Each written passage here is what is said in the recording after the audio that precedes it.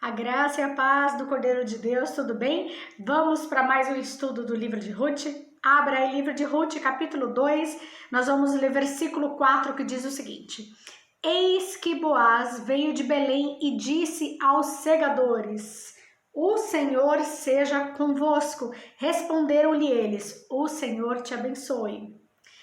Depois perguntou Boaz ao servo encarregado dos segadores: De quem é esta moça? Respondeu-lhe o servo: Esta é a moça moabita que veio com Noemi da terra de Moabe.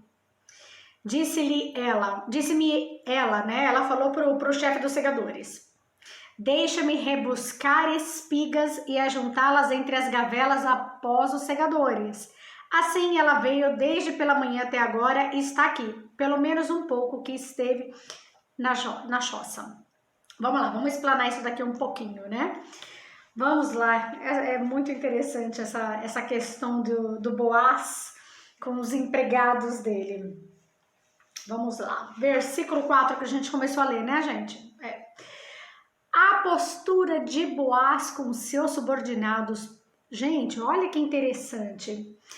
Eu acredito sinceramente que o melhor crente também deve ser o melhor patrão.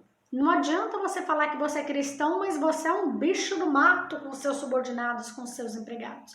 Então, Boaz, ele é um bom crente e ele também é um bom patrão. O caráter dele, o caráter cristão, ele deve estar evidenciado não somente na igreja no domingo, né? Você vai para o culto no domingo e ali você é o cristão. Ele deve ser evidenciado no dia a dia. O caráter cristão deve estar evidenciado no trabalho, na escola, na casa, na família, nos vizinhos.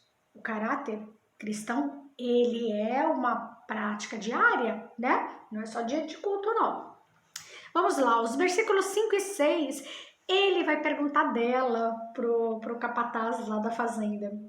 Veja que Boaz, ele observa Ruth. E não apenas ele observa ela, como os funcionários dele também observam ela. Ela mostra boa vontade, ela mostra determinação para com o trabalho. E quem está à sua volta testemunha isso. As pessoas estão olhando o que nós estamos fazendo. Tem muita gente olhando para nós, né? Tem gente vendo a gente. Exatamente isso. E olha que coisa interessante no versículo 6. Ela trabalha bastante, é uma mulher guerreira, uma mulher trabalhadora, mas ela descansa nas horas certas. Só trabalhar é correr atrás do vento. Você precisa ter tempo para sua casa, para sua família. Você precisa ter tempo para orar. Você precisa ter tempo com o Senhor.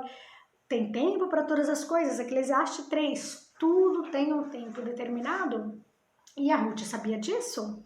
Vamos ler mais um pouquinho. Lê não. Vamos falar mais um pouquinho. Versículo 7. Olha só que interessante. Ela não chega chegando, ela não é entrona, ela não é atirada. Ela conhece a lei de Levítico, eu li a lei para vocês de Levítico, e mesmo sabendo que ela tinha o direito de rebuscar essas espigas, ela pede autorização lá para o chefe dos segadores.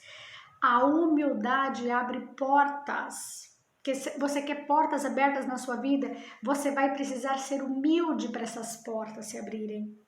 Você não pode chegar dando carteirada, chegar entrando. A pessoa, ela precisa ter humildade de reconhecer ali, olha, tem uma pessoa aqui que lidera esse lugar, eu preciso falar com ela. Quantas pessoas chegam numa igreja nova dando carteirada, falando, eu sou pastor e é assim, assim, assim. Não é assim que funciona, né? Não é assim que funciona. Vamos ler mais alguns versículos. Vamos abordar até o 10 agora, amém? Versículo 8, então disse Boaz a Ruth, agora ele vai falar com ela. Ouve, filha minha, não vás colher em outro campo, nem tampouco passes daqui, porém aqui ficarás com as minhas servas. Estarás atenta ao campo que cegarem e irás após elas. Não dei ordens aos servos que não te toquem. Quando tiveres sede, vai às vasilhas e bebe do que os servos tiraram.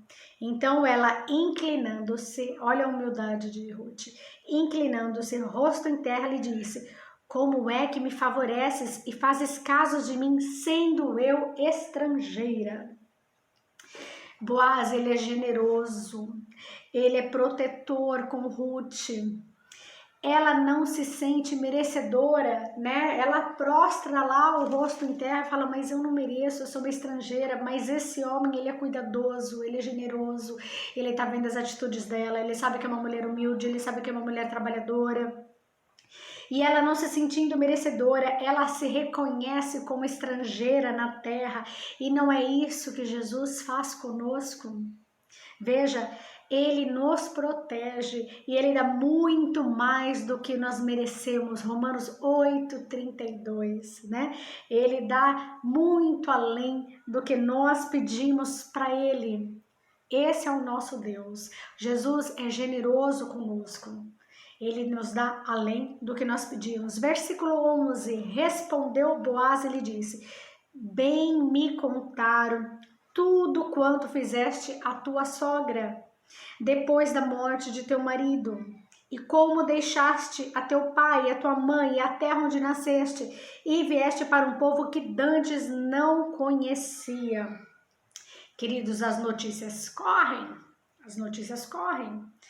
As pessoas sabem da sua vida, sabem o que você faz. Olha, o povo sabe tudo o que a gente faz por aí, né? Por isso que nós temos que dar bom testemunho de Cristo no nosso dia a dia. Depois vocês dão uma lida lá, 2 Coríntios 3, os versículos 2 e 3, vai falar que nós somos como cartas lidas. John Wesley vai falar: preguem o tempo todo e, se necessário, use palavras. Se necessário, você vai usar a Bíblia.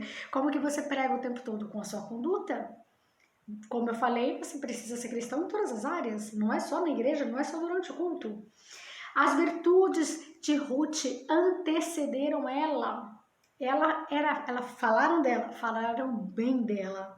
Então, o testemunho de quem ela é chega nos ouvidos de Boaz antes de qualquer coisa. Veja, ele já sabia que ela foi casada, já sabia que ela era viúva, já sabia que ela tratava bem a sogra dela. Ele já conhecia a fama dela antes mesmo dela chegar na cidade. E a pergunta que eu quero te deixar é: qual é a tua fama por aí? O que você tem espalhado por aí? Qual é a sua fama? A sua fama é uma pessoa que fica postando nas redes sociais sobre o perdão e sobre o amor, adora postar, adora apostar, mas quem te conhece sabe que você é uma pessoa amargurada, sabe que você é uma pessoa rancorosa, sabe que você é uma pessoa que dá mau testemunho, sabe que você é uma pessoa que só reclama da vida, reclama o dia inteiro. E aí as suas postagens não condizem com o seu dia a dia, não condizem com a sua vida, não condizem com a sua conduta. Presta bem atenção qual é a fama que você tem espalhado por aí. A Bíblia vai falar que Josué tinha uma fama boa, que corria pelo mundo. Todo mundo conhecia a fama de guerreiro valoroso de Josué. Versículo 12. Olha que interessante. O Senhor retribua o teu feito, seja cumprida a tua recompensa do Senhor, Deus de Israel, cujas asas vieste buscar refúgio. Boaz falando agora para Ruth.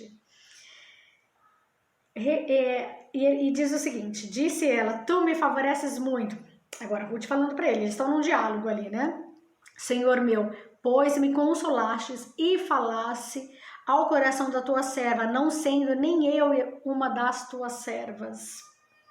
Boaz, ele reconhece que Ruth foi primeiro buscar refúgio, abrigo, debaixo das asas do Deus Todo-Poderoso. Ela não foi buscar abrigo debaixo do homem, das asas do homem. Ela foi primeiro buscar abrigo debaixo das asas de Deus. O teu abrigo principal que você precisa buscar é debaixo das asas do Deus Onipotente. Ele reconhece isso. Antes de buscar um marido, primeiro ela buscou a Deus. Antes de você querer buscar um companheiro, um esposo, você precisa primeiro buscar a Deus, senão você vai cair em cilada. Jeremias capítulo 17 vai falar que o coração do homem é enganoso. Primeiro você busca Deus, deixa Deus tratar do teu coração, depois você vai procurar um marido. E o versículo 13 mostra o quanto ela é grata, ela reconhece a generosidade de Boaz.